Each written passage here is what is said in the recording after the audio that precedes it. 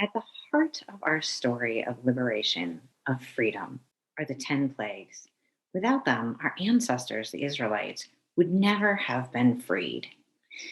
You know the ones, starting with the River Nile filling up with blood and the frogs hopping everywhere, itchy, scratchy lice, wild beasts,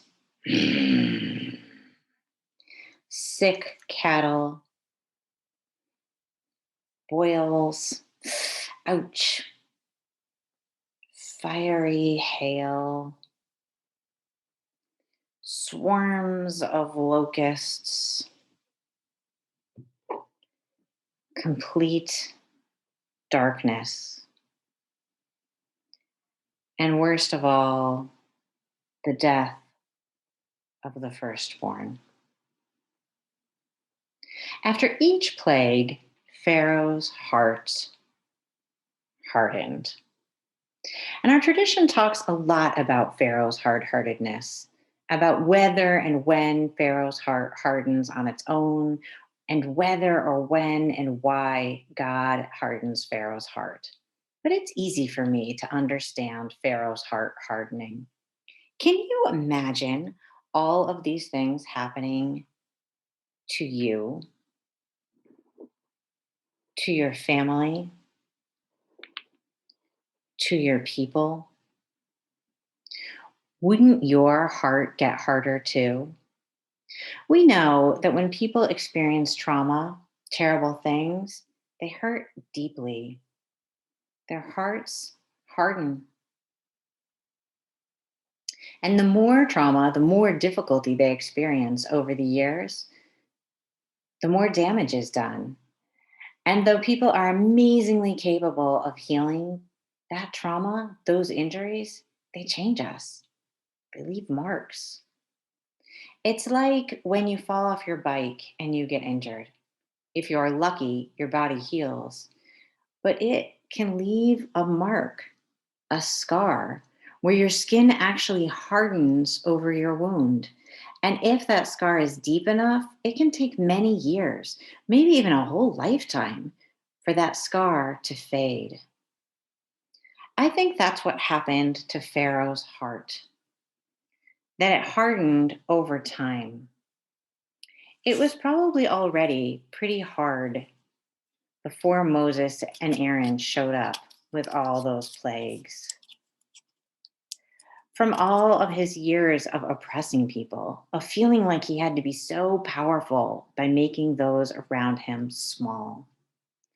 But his experience of the plagues would definitely have made Pharaoh's heart harder.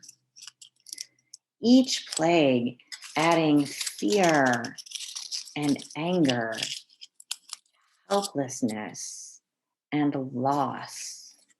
And I am guessing that Pharaoh wasn't the only hard hearted person in Egypt. After 430 years of slavery, I'm guessing that the Israelites were also pretty hard hearted.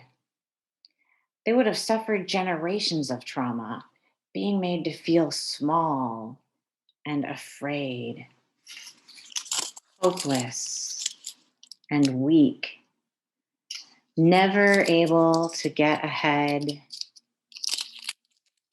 never able to imagine a way out. That kind of trauma hardens your heart, makes it hard to feel hope and joy and love.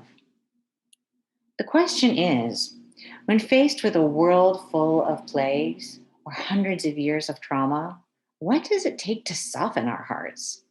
And why would we want to? Isn't it safer to protect yourself?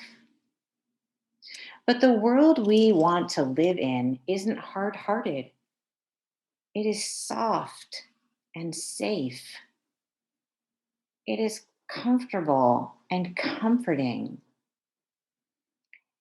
It is full of love and hope and possibility. Pharaoh's heart finally got worn down by grief, by the loss that he and his people suffered, and it softened. And he let our people go. That softened heart made room for change. It opened up new possibilities for the Israelites and for the Egyptians. Softened hearts make things possible, like forgiveness of others and ourselves, like love and the working together that love makes possible, like hope and the ability to believe that something can be better, like courage. In Hebrew, ometz lev, strength of heart. To be strong, a heart has to be soft and pliable, able to flex its muscle. We can't help the ways in which our hearts get hardened by the plagues in our lives and in our world. We can't erase the scars of our hurts, but we can work on softening our hearts, whether we have been like Pharaoh or like the Israelites. In the face of your plagues, what can you do to soften your heart this Passover?